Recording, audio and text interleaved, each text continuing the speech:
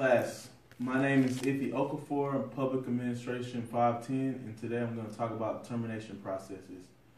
A lot of people think, when you think about termination processes, you believe in when you're talking to your manager and y'all come inside the room and then they go over the differentials of what you've been doing as far as performance and behavior. But everyone dreads the time when you have a face-to-face meeting with your manager knowing that this may be your last time working in this organization. I've been in several rooms, especially when I used to work at Lowe's, where we had individuals come into the manager's office and I would sit down with my manager and we'll go over the performance and their behavior at the workplace, and we'll talk about what they've done in the past and why they are being terminated. So many conversations can go different. Some are good, some are bad, but they all lead to you being fired. So the next thing I would like to talk about is what the Constitution protects. The government employees have protection under the Constitution and come from both the 5th and 14th Amendment. Both amendments prohibit the government from depriving anyone from life, liberty, or property. The 4th Amendment protects people from unlawful search and seizures by the police, and working in the public sector, a government employer cannot use material taken from an employee in termination procedures. The First Amendment also protects employees from being wrongfully fired for speech, writing, or opinions expressed at work. So if you think about the First Amendment, like if you're at a newspaper and the journalist writing stuff about Donald Trump, like, you know what Donald Trump has been saying as far as he's not wanting Muslims to be immigration inside the United States. So if the journalists give their opinion about what they feel on Donald Trump, and then their manager saying, hey, I don't like what you're saying, so I'm going to fire you because of that, that's against the Constitution, because everybody has the right to freedom of expression. So that's what the Constitution protects for public employees. One thing that I like to talk about is one-on-one meetings that managers have with their employees.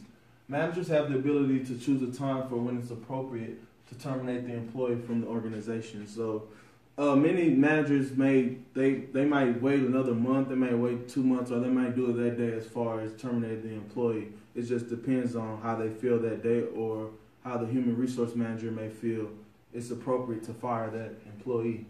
The best time for an employer to obtain information from an employee is when they're fully committed to the organization. So it's important to gauge whatever the employee may be feeling at the time of termination. The best way you can get that information is actually talking to them one-on-one, just like you go into the room and you're just discussing the performance or the behavior inside the workplace. A major problem with many of the organizations in the public sector is the lack of knowledge that managers have with their employees. A lot of managers might not have a relationship that tends to help either the manager or the employee as far as getting to know them or knowing what they may need in the workplace to be a better employee. So it's important that managers and employees have that type of relationship as far as getting to know each other. It's important for managers to understand the need to have a relationship with their employees to get feedback on some of the aspects that can be changed in an organization. So during the termination, it's important that employees understand that employees are the main people that's on the floor or doing the most work, and the managers are just over them. So they're first in line as far as understanding what they may need as far as the employees are concerned. So if you're gauging the employee and getting information from that person at the time of termination, that's when you best feel that you can get the best information. Okay. Another interview process is the stay interview. The stay interview are one-on-one meetings between leaders and their newly hired and continuing employees to improve engagement and retention. So stay interviews are usually, most managers don't usually use this because managers, it's kind of hard to do that. That's why I'm bringing up the stay interview. Train all leaders from executives to first-line supervisors. You want to build trust, conduct stay interviews, develop stay plans, and forecast each employee's individual retention. Retention is important as far as you don't ever want to terminate an employee, but if it gets to that point, then you have to. But retention is important because you want to be able, the money that you put into each employee is pretty high as far as it comes from each organization. So you want to be able to keep the employee. So The stay interview is important, so you get to gauge where the employee is feeling, especially if they're new, like their 30-day or 90-day. Termination interviews, which is usually the exit interview.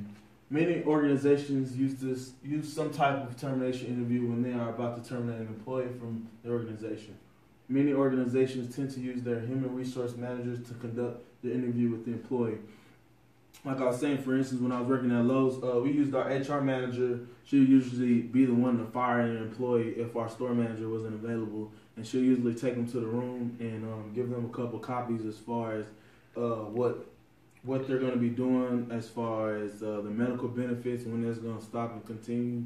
So they usually go inside and talk to the human resource manager, because usually that's the one that hired them at the workplace. Employees have a basic right to terminate the employment of an employee, but along with that right comes responsibilities. Employers must comply with the employment, labor standards, and human rights. So, like I was saying with the constitutional rights, every employee has rights, and you don't want to break them when you're terminating an employee. You want to give them all the rights that's available to them, including medical benefits, where they can get that from, when does that continue, when is that going to stop. Like I was saying, medical benefits, stuff like that. Recommendations. The most important aspect during the termination process to get an understanding with the employee about what he or she may have done to get themselves in that position. So you just want to understand, like, you want the employee to understand what they may have done to get themselves in that position. Get themselves in that position to get fired or terminated. In order to have an effective termination process is to get as much information you can from the employee. I recommend some of my recommendations is I recommend that we change the way that organizations terminate their employees by having their immediate manager have an exit interview instead of having the human resource manager terminate the employee. For most of the terminations that I've seen, it's usually the human resource managers that fire the employees. And what I recommend is usually having the immediate manager that's over them talk to them and usually terminate them, because I feel like they have a better relationship with the immediate manager than the human resource manager, because the human resource manager is just, they're there with them at the beginning of when they started work. So as far as the immediate manager being able to talk to them and tell them, hey, these are some of the stuff that you did to get yourself in this position, I feel like the employee will be able to give more information as far as what they felt like that was going on to get them in this position. So I feel like having the immediate manager talk to them instead of human resource manager, you get information from both sides. The immediate manager that the employee would be terminated by usually having a better relationship with the employee and would be able to mediate the situation better than the human resource manager. Again, most like at my workplace, I have an assistant manager that usually talks to me about my stuff. I don't usually talk to the area manager or the branch manager. I talk to the assistant manager, so I have a better relationship with that person than the area manager. So I feel like if he came to me and told me, hey, Iffy, this is what's going on, this is some of the stuff you've been doing to get yourself in this position, so I have to let you go, I feel like I'll have a better, even though I'll be mad, I'll still be able to talk to him and say, you know, this was going on, this person was doing this, and that's how it led me to acting the way I'm acting or performing the way I'm acting. So I feel like that's important, so that's something that I recommend. Okay, how many minutes is on? All right, that's it, stop. In the new termination process, like I was saying before, it would involve the immediate manager.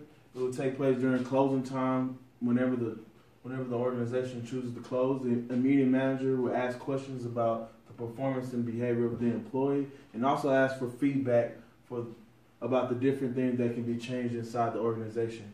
After getting that information, the managers will start talking about the employee's terminations and the events that led to the firing, like I said before.